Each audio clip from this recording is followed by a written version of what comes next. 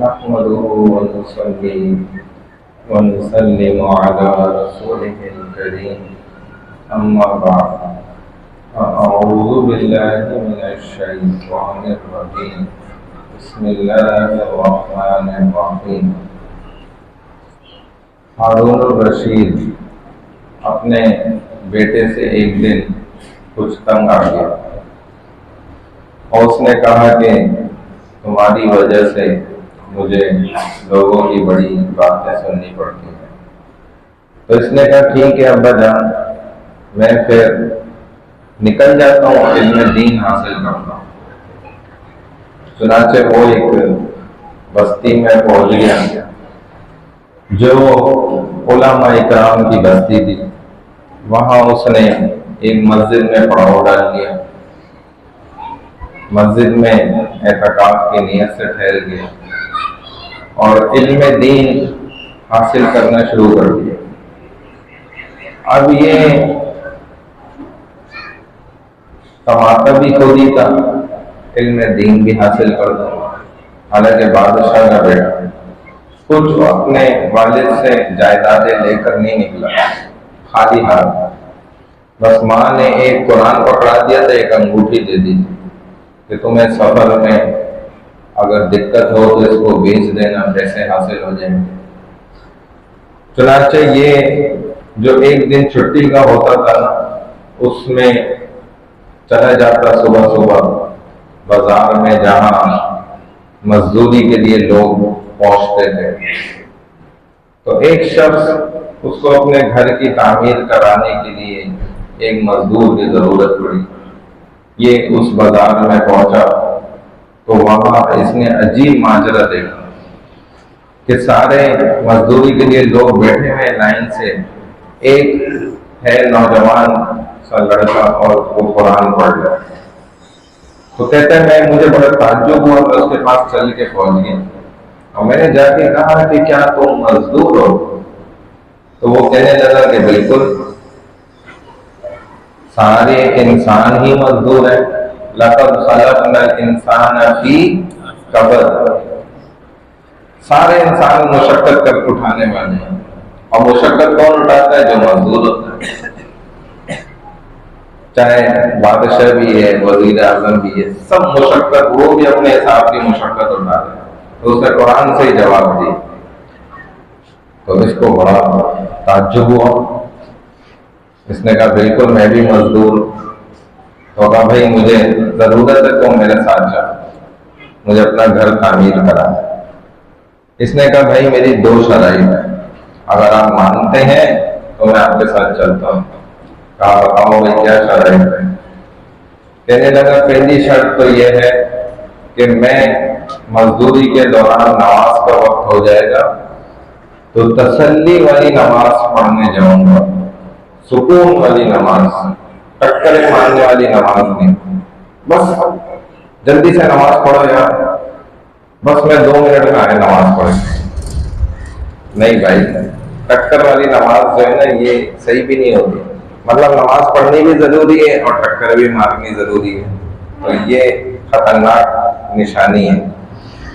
تو اس نے کہا میں تسلی والی ایک تو نماز پڑھوں گا، اس میں آپ مجھے کچھ نہیں کہیں گے، دوسرا جو آپ سے میں طے کر لوں گا نا قیمت، بس نہ اس سے اوپر آپ سے لوں گا نہ اس سے کم لوں گا۔ تو اس نے کہا یار چلو یہ نماز والی بات تو شرط سمجھ آ گئی، لیکن زیادہ کیوں نہیں لوگے؟ بھائی میں نے تم سے 10 درہم کا کام کرایا، میں تمہیں خوشی سے اگر 12 درہم دیتا ہوں، 15 دیتا ہوں، تو تم زیادہ سے کیوں منع کر رہے ہو؟ کون دنیا کا انسان زیادہ پیسہ آنے سے روکتا ہے، منع کرتا ہے؟ اس نے کہا نہیں بھائی میں پھر سنبھال نہیں سکتا پیسہ، کیونکہ میں طالب علم ہوں، 6 دن تو مدرسے میں پڑھنا ہوتا ہے، میں کہاں سنبھالوں گا؟ میرے 6 دن کی جو ضرورت ہوگی، روز کی 1 روٹی، دن میں 24 گھنٹے میں، بادشاہ کا بیٹا ہے، 1 روٹی کھانی ہوتی ہے، بس اس کی قیمت مجھے مل جائے گی تو بس میں اتنا ہی آپ سے لوں۔ کہتا میں تو خوشی خوشی اس کو لے گیا۔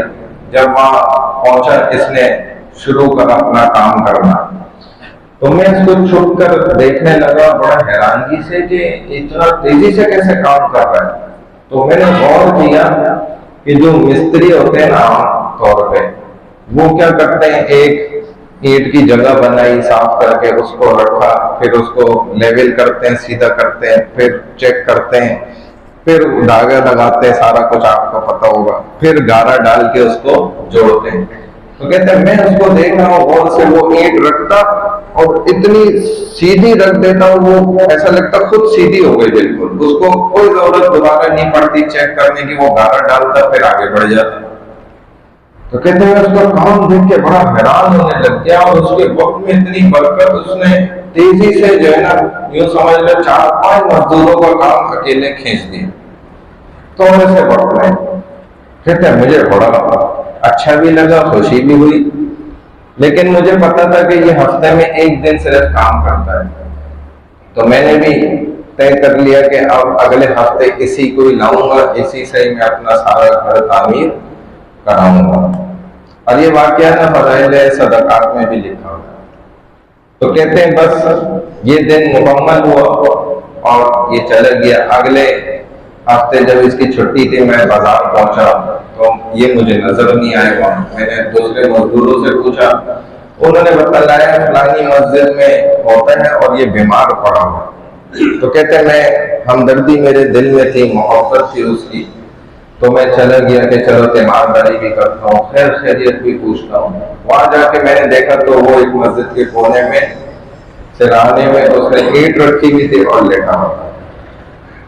جب میں اس کے قریب پہنچا، حالانکہ یہ بادشاہ کا بیٹا تھا، یہ ذہن میں رکھے، تو وہ بالکل تپ رہا تھا، گرم ہو رہا تھا۔ میں نے اس سے کہا تم میرے ساتھ چلو، میں تمہارا علاج کروں گا، میرے گھر چلو اور تم انشاءاللہ ٹھیک ہو جاؤ گے۔ اس نے کہا نہیں، میرا بس آخری وقت آ چکا ہے، تم اگر مجھ سے کوئی ہمدردی کرنا چاہتے ہو تو بس یہ ایک کام کر لینا کہ یہ قرآن ہے اور یہ ایک انگوٹھی ہے، یہ ہارون رشید تک پہنچا دے۔ کہتے ہیں اسی اثنا میں اس کی روح نکل گئی، وہ انتقال کر گیا۔ میں نے اس کو غسل دیا، کفنایا، دفنایا، پھر وہ قرآن اور انگوٹھی لے کر میں نے ہارون رشید کی طرف چل دیا۔ وہ وقت کا بادشاہ تھا اور وہ کسی سفر سے لوٹ رہا تھا، تو اس کے جتنے فوجی تھے وہ اس کے راستے ہموار کروا دیتے۔ میں نے دور سے ہی جب ہارون رشید کی سواری قریب آئی تو میں نے اس کو دور سے ہی وہ دونوں چیزیں دکھائی، تو وہ سمجھ گیا کہ اس کی ماں نے میرے بچے کی یہ 2 چیزیں اس کو دی تھی، تو یہ وہی لے کر آیا۔ اس نے اپنے فوجیوں کو کہہ دیا اس کو اندر لے آؤ۔ اس کو جب اندر لے گئے تو اس نے پیش کر دیا کہ یہ، اس نے کہا تم کیسے جانتے ہو اس کو؟ اس نے کہا میرے گھر کی اس نے تعمیر کی تھی، مزدوری کی تھی، اس وجہ سے۔ تو اس نے کہا تمہیں بادشاہ کے بچے سے کام کروایا؟ اس نے کہا مجھے تو پتہ نہیں تھا کہ یہ وقت کے بادشاہ کا بیٹا ہے، اور پتہ ہوتا تو میں اسے ہرگز مزدوری نہیں کرا تھا۔ تو بس ہارون رشید کے آنسو آ گئے اس وقت کہ باپ دیکھو کن چکروں میں پڑ گیا اور بچہ جو ہے کیسے اللہ کو راضی کر کے آگے نکل گیا۔ تو یہ نہ سمجھیں کہ مدارس میں صرف یہ غریب طلبہ یا کم ذہن جن کا دماغ میں ہی کام کر رہا ہوتا وہی جا کر پڑھتے ہیں، ایسا ہرگز نہیں ہے۔ امریکہ کے نیشنل طلبہ بھی میرے اپنی کلاس میں موجود تھے جو امریکن نیشنل تھے، یعنی انگریز تھے، کنورٹڈ تھے مسلم۔ اسی طرح 2004 میں ہمارے مدرسے میں طلبہ پڑھنے آتے تھے مرسڈیز گاڑی کے اندر۔ اس وقت پاکستان میں یہ گاڑی صرف 5 سے 6 لوگوں کے پاس تھی، بس ان میں سے ایک ان کے پاس تھی۔ تو یہ گاڑی مدرسے کے باہر پارک کرتے تھے، اس کے صرف 4 ٹائر ہی اس وقت جو ہے نا 60 لاکھ روپے کے تھے، 4 ٹائر۔ تو مدرسے والوں نے ان پہ مہربانی کی تھی، ان کو کہا تھا بھائی اس کو اندر کھڑا کر کرو کیونکہ کروڑوں کی گاڑی ہے، تو ان کو اندر پارکنگ دیتے تھے۔ تو یہ ذہن سے نکال دیں کہ بس غریب بچے مدارس میں پڑھتے ہیں اور علم دین حاصل کرتے ہیں، اللہ امیر کو بھی لاتے ہیں اور غریب کو بھی لاتے ہیں۔ بہرحال اگر آپ کو جو ہے اللہ کی مخلوق تنگ کرتی ہے نا، اس کے لیے بھی ایک وظیفہ ہے، نماز کے بعد جو ہے بسم اللہ الذی لا یضر مع اسمہ شیء فی الارض ولا فی السماء وهو السمیع العلیم، یہ 3 دفعہ پڑھیں، آپ کو جو بھی مخلوق تنگ کرتی ہے وہ انشاءاللہ پھر پریشان نہیں کرے گی۔ حتیٰ کہ یہ بھی لکھا ہے کہ جو شیر ہوتا ہے نا، شیر یہ نیک لوگوں کو نہیں کھاتا۔ صحابہ کے بڑے واقعات ہیں بے تحاشا، وہ صاحب کہتے تھے بھائی رسول اللہ صلی اللہ علیہ وسلم نے ہمیں بتایا ہے کہ تو شریف اور نیک صالح انسان کو نہیں کھاتا، اس لیے چل اپنا کام کر، تو واقعی شیر چلا جاتا تھا، جس کو کھا جاتا تھا تو ثابت ہو جاتا تھا کہ یہ نیک نہیں ہے، وہ پھنس گیا۔ تو صحابہ بھی نا اس دعا پہ تمام کرتے تھے، اگر شیر بھی سامنے آ جائے آپ یقین کے ساتھ یہ دعا پڑھیں، بسم اللہ الذی لا یضر مع اسمہ شیء فی الارض ولا فی السماء وهو السمیع العلیم، تو وہ بھی آپ کو نہیں کھا سکتا، زہر بھی اثر نہیں کر سکتا۔ سبحان اللہ وبحمدہ، سبحانک اللہم وبحمدک، نشہد ان لا الہ الا انت، نستغفرک ونتوب الیک، نستغفرک ونتوب الیک، نستغفرک ونتوب الیک۔ ایک بچہ ہے حمدان، وہ آئی سی یو میں ہے، اس کی صحت یابی کے لیے دعا کریں، اللہ پاک اس کو صحت شفا کاملہ عاجلہ نصیب فرمائے، جلد از جلد جو ہے اس کو صحت شفا کاملہ عاجلہ نصیب فرما دے، دین کی محنت کے لیے یا اللہ اس کو کھڑا فرمائے، یا اللہ ہم سب کی تمام خطاؤں لغزشوں کو تائیوں کو معاف فرما دیں، جتنے بھی مسلمان بیمار حال ہیں تمام کو صحت شفا کامل عاجلہ نصیب فرما دیجیے۔ سبحان اللہ وبحمدہ، سبحانک اللہم وبحمدک، نشہد ان لا الہ الا انت، نستغفرک ونتوب الیک، برحمتک یا ارحم الراحمین۔